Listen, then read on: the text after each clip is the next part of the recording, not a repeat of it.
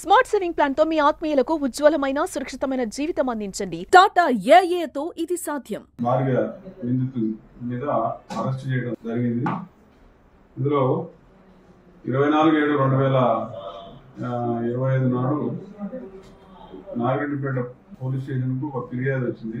ఆ ఫిర్యాదు సంపూర్ణ చిన్నాతపూర్ గ్రామానికి చెందిన అలా తన భర్తని గుర్తు తెలియని వ్యక్తులు, అందులో జాన్సన్, నవీన్, ఆయన దోస్తులు ఇద్దరు కలిసి నా భర్తని తీసుకెళ్లి పుట్టినారు చేసినారని కంప్లైంట్ ఇచ్చింది. దాని తదుపరి దర్యాప్తులో వచ్చిన విషయాలు ఏంటంటే, వెలుగులోకి వచ్చిన విషయాలు, ఎవరైతే ఫిర్యాదుదారు ఉందో సంపూర్ణ తన భర్తని హత్య చేయడానికి పథకం వేసింది.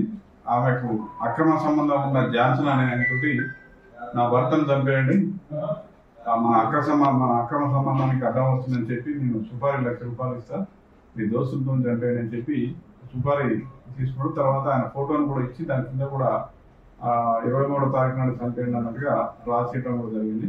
దాంట్లో భాగంగా అతను ఆమె అక్యూడ్ ఎవరైతే జాన్సన్ ఉన్నాడో వాళ్ళ ఫ్రెండ్ రాజు, ఇంకొక వాళ్ళ ఫ్రెండ్స్ ఇద్దరు, తర్వాత వీళ్ళందరూ కూడా 23 నైట్ నాడు 8 గంటలకు ఫోన్ చేసి అతనికి ఎవరైతే రవి అనే ఇంజూర్డ్ పర్సన్ ఉందో, అంటే ఫిర్యాదు భర్తను, అతన్ని మందు తాగడం రమ్మని, తర్వాత నీకు పైసలు కూడా ఇస్తానని చెప్తే అతను కూడా నమ్మి వస్తాడు.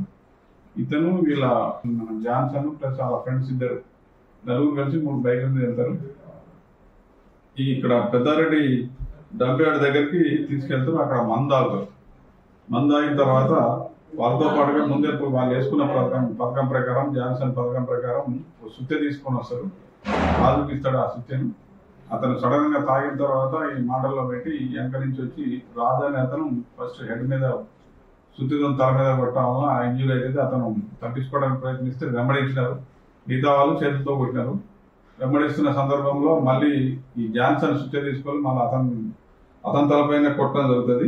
ఈ పెద్దారెడ్డి డంప్యార్డ్ నుంచి ఎస్కేప్ అయి ఉరుకుతుంటే ఎమడదలి కొట్టడం, తర్వాత దగ్గరలో ఫామ్ హౌస్ అని ఉంటుంది, అక్కడికి ఉరుకుతుంటే అక్కడ మొత్తుకుంటే ఉరికేసరికల్లా ఆ ఫామ్ హౌస్ నుంచి వాళ్ళ సర్పుడి వినికిడి మనసులో ఉన్న వినికిడి పడి వాళ్ళు మళ్ళా తెలుస్తుంది బయటపడతామని చెప్పి ఆ ఫామ్ హౌస్ లో పోగానే లోపలికి పోకుండా ఇక వాళ్ళు ఎస్కేప్ అయిపోతారు.